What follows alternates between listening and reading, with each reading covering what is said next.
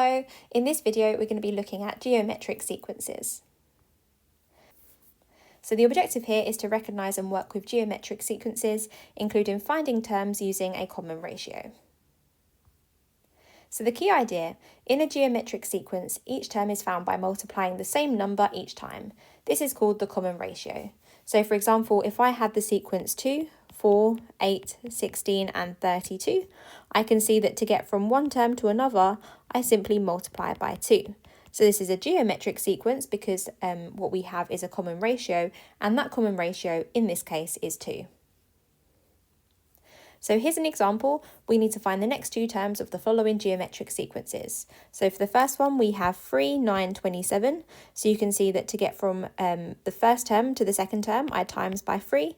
And to get from 9 to 27, I also times by 3. So the next term is going to be 27 times by 3. So that is going to be 81. And then the next term is going to be 81 times by 3. So that is 343.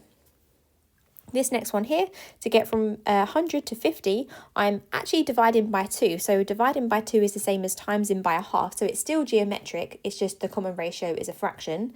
So to get from 100 to 50, we divide by 2. So the next one is going to be 25 because 50 divided by 2 is 25. And then the next one is going to be 12.5 because 25 divided by 2 is 12.5.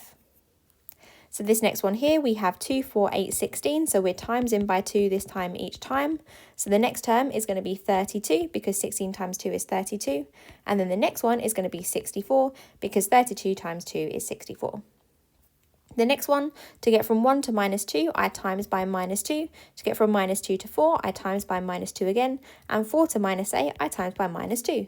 So the common ratio this time is minus 2. So the next one is going to be minus 8 times minus 2, which is positive 16. And the next term is going to be 16 times minus 2, which is negative 32.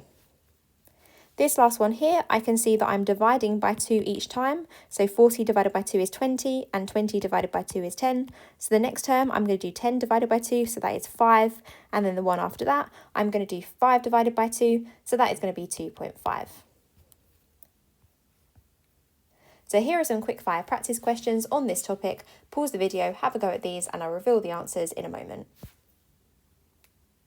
Okay, so well done if you managed to have a go at those. So here are the answers, and that's everything for this video. So thank you so much for watching, and I'll see you again in another video. Bye!